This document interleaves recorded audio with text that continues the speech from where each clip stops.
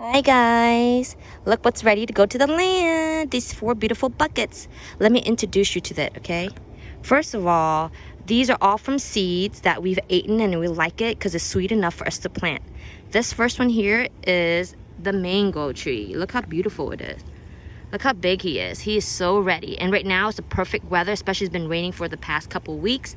So we want to put him in the soil so this way it has a better chance of survival. This here's a jackfruit, you guys. Jackfruit.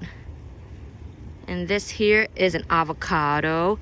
We tried so many times with the avocado, like loads, and this actually finally works. I'm so excited and happy that it's actually big. And this here is another mango tree. This is eggshell. Remember I told you we compost all of our stuff. Beautiful, right? These are all going to the land. The land is where we're gonna build our food forest. I can't wait. Hi, baby. And then we found some banana trees and some bamboos and some more lemongrass. Thanks for following my journey. Make sure to subscribe.